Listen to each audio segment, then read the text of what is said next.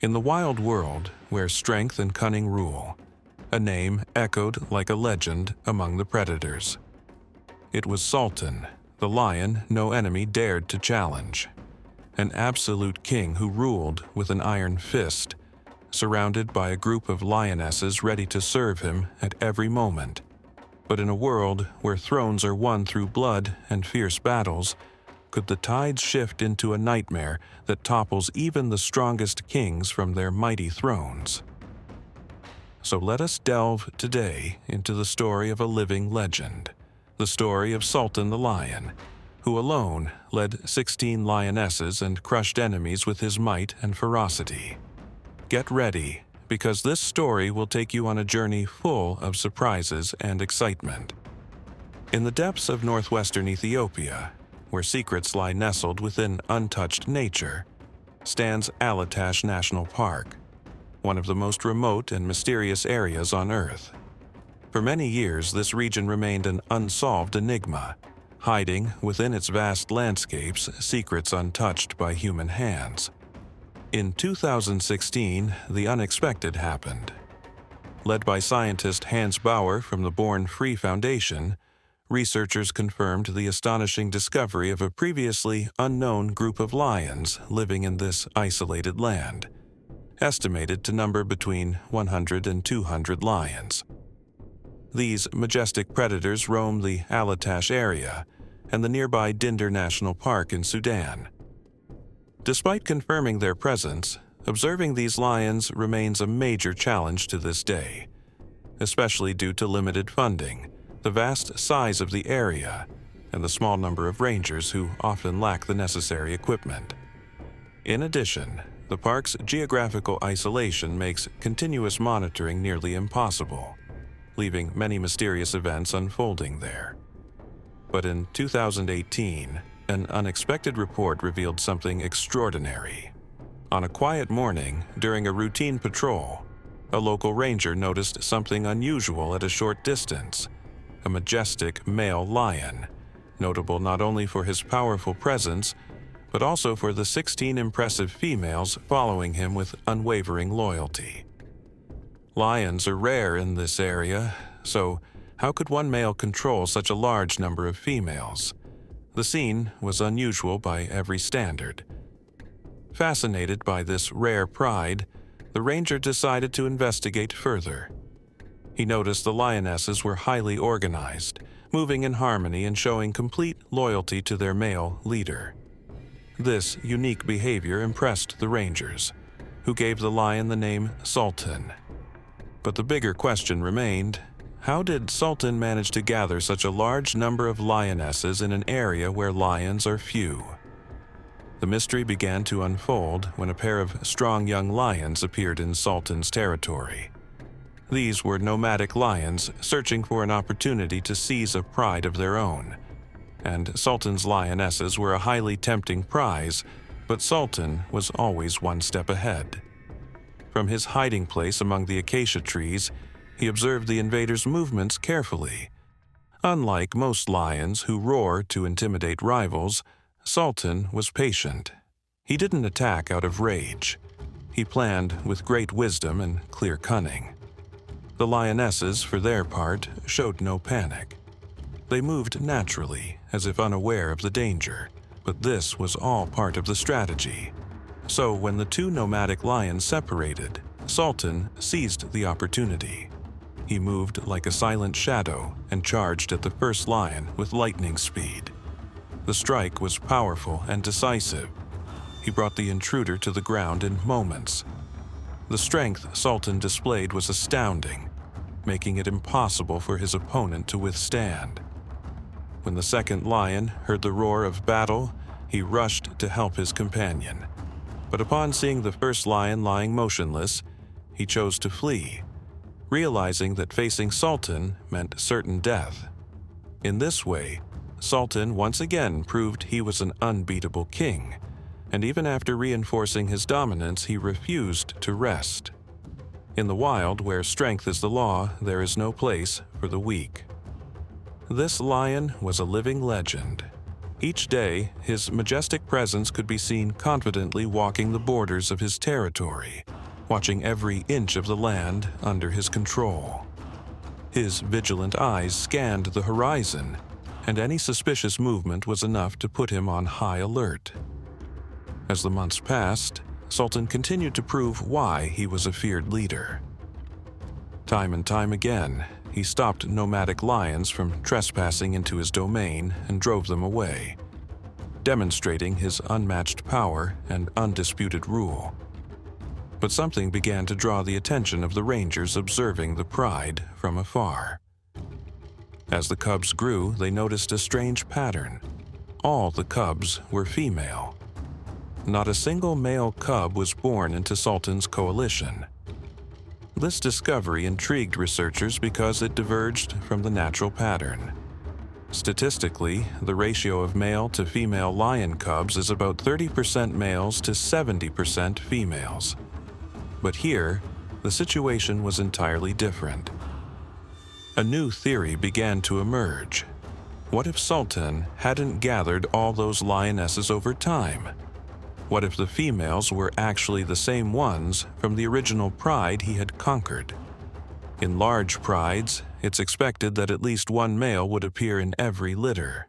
But in Sultan's case, that never happened, and it couldn't simply be a coincidence.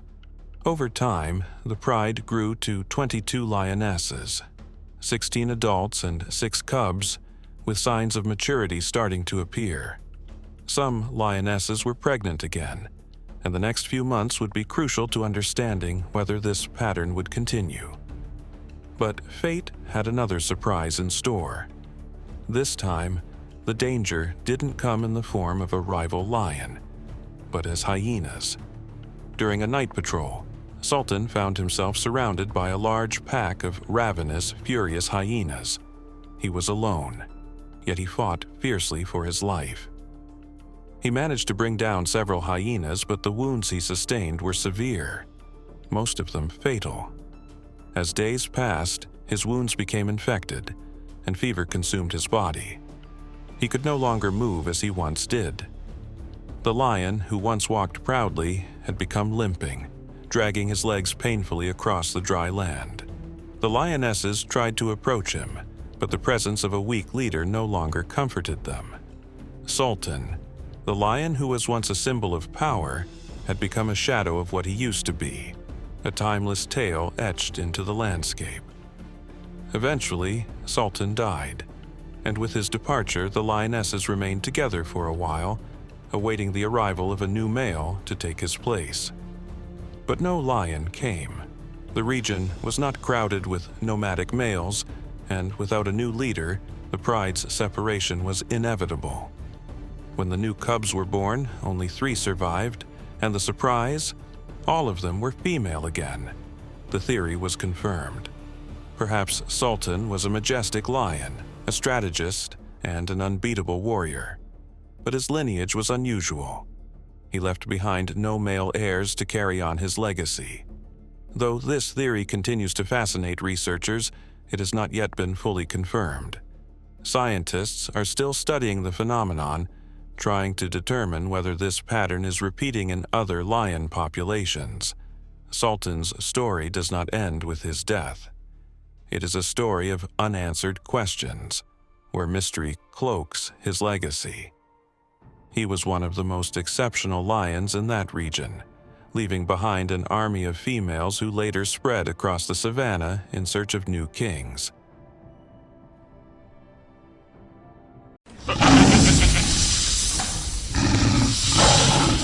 Sharp claws, deadly fangs, massive size, and a lethal ability to kill. The lion, the king of the jungle and one of the fiercest animals on Earth alone. But what happens when lions unite in one deadly killing coalition?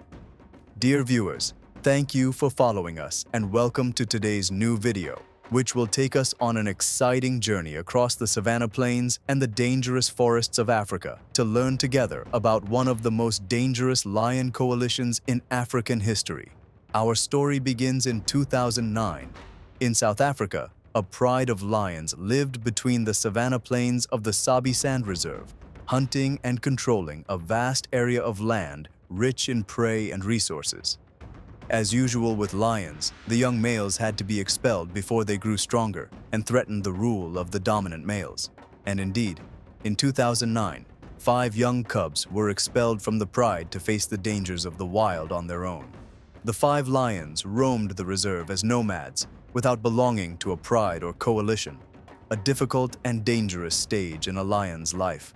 They tried to survive by hunting together, quietly, without making noise or provoking stronger coalitions or fierce prides that could threaten their lives, since they were still young and inexperienced lions without the strength of battle. And so, life continued without conflict until 2010, when one of the 5 lions entered the hunting grounds ruled by a coalition of 2 fierce, powerful males who were once part of one of the most dangerous and largest coalitions in history, the Mapogo lions. The 2 lions, King Tail and Mr. T, known as the Devil, were not pleased by the intrusion of the young lion into their protected land. They considered it a grave insult and attacked him brutally. The confrontation ended with the young lion's death, leaving him as a warning to all who dared enter their territory. But before dying, he managed to inflict a serious injury to King Tail's leg. That sacrifice was the spark that ignited the coalition we speak of today.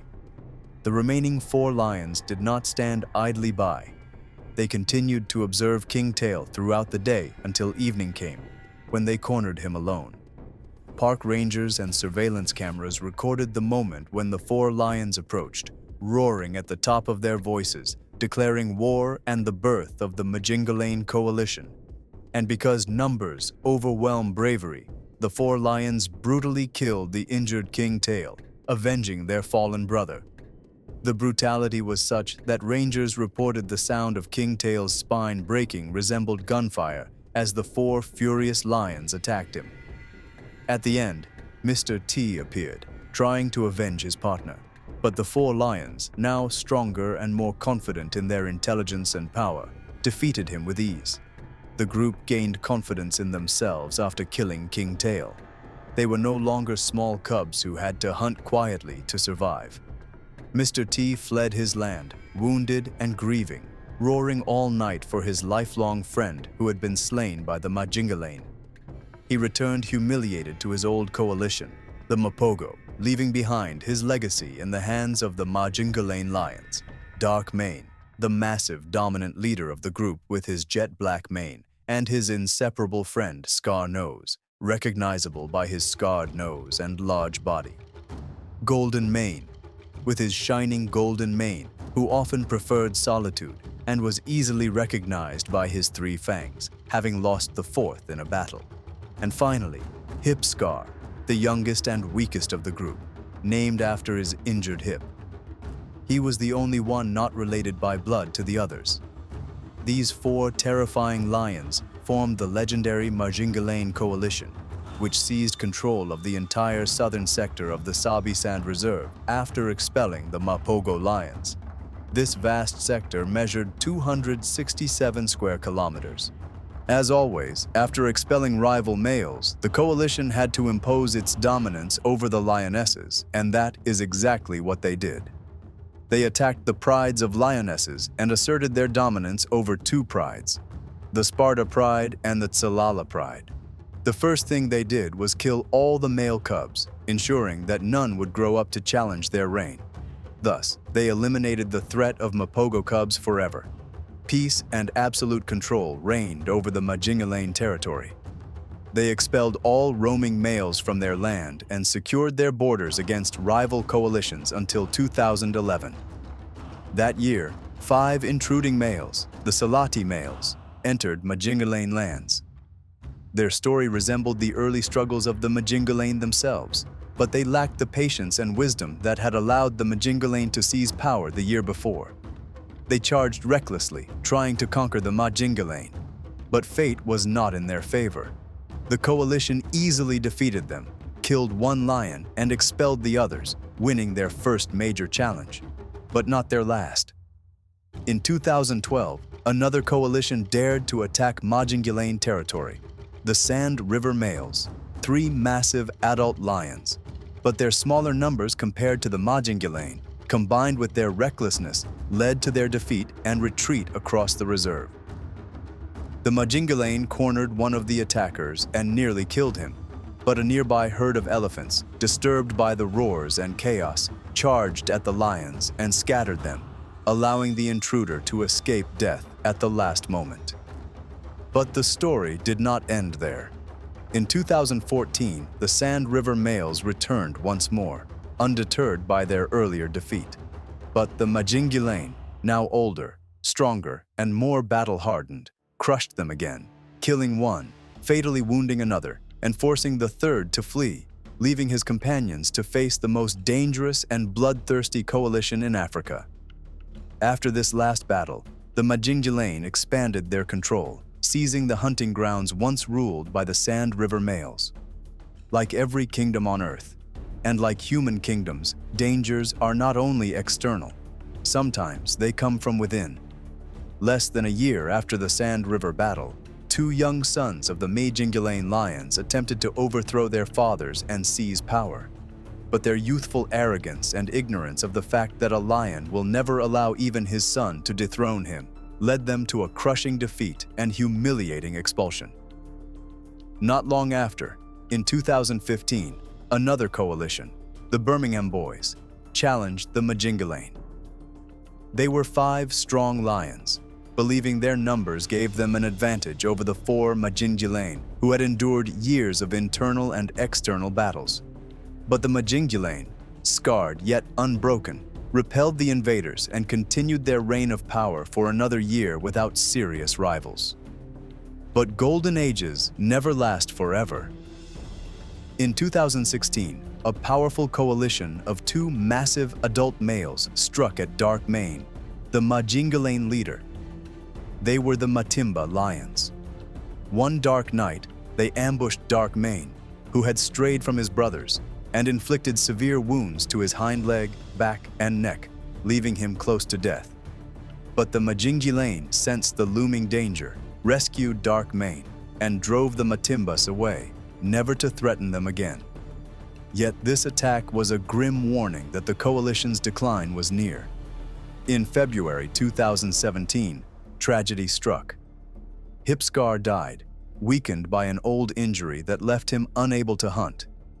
Gradually, he starved to death.